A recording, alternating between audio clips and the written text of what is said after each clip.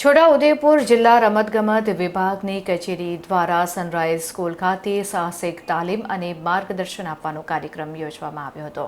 છોટાઉદેપુર જિલ્લા પંચાયત કારોબારી અધ્યક્ષ શર્મિલાબેન રાઠવાના અધ્યક્ષસ્થાને કાર્યક્રમ યોજવામાં આવ્યો હતો। આ પ્રસંગે અતિથિ વિશેષ તરીકે તાલુકા પંચાયત પ્રમુખ કલ્પનાબેન રાઠવા, જિલ્લા જીઆરડી કમાન્ડન્ટ લીલાબેન રાઠવા વગેરે ઉપસ્થિત રહ્યા હતા।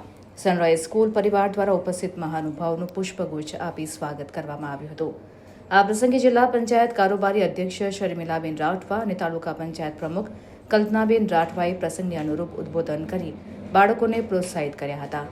આ પ્રસંગે દાહોદ સંસ્કાર એડવાન્ચર ટીમ દ્વારા બાળકોમાં રહેલો ડર દૂર કરી સાહસિક બનવા અને ડિઝાસ્ટર મેનેજમેન્ટ અને રેસ્ક્યુ મેથડ અંગે એડવેન્ચર સાહસિકતાની તાલીમ આપવામાં આવી હતી। આ પ્રસંગે જિલ્લા યુવા અને સાંસ્કૃતિક પ્રવૃત્તિ કચેરીના અધિકારી દીપિકા બેન રાણા, સનરાઈઝ સ્કૂલના મેનેજિંગ ટ્રસ્ટી ડિમ્પલ સોની, આચાર્ય હેતલબેન ઉપાધ્યાય, દાહોદ સંસ્કાર એડવેન્ચર ટીમના ઘનશ્યામભાઈ સોલંકી, શાળાના શિક્ષકો, વિદ્યાર્થીઓ મોટી સંખ્યામાં ઉપસ્થિત રહ્યા હતા।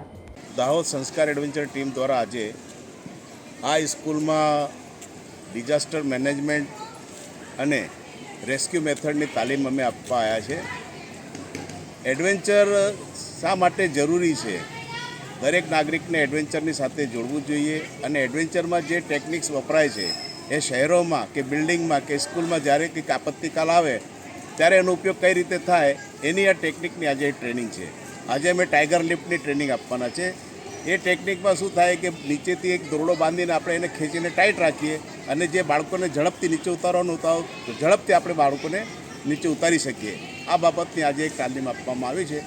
એટલે દરેક બાળકને સાહસિકતાની તાલીમ આપવી જ જોઈએ એવું અમારું માનવું છે। Thank you.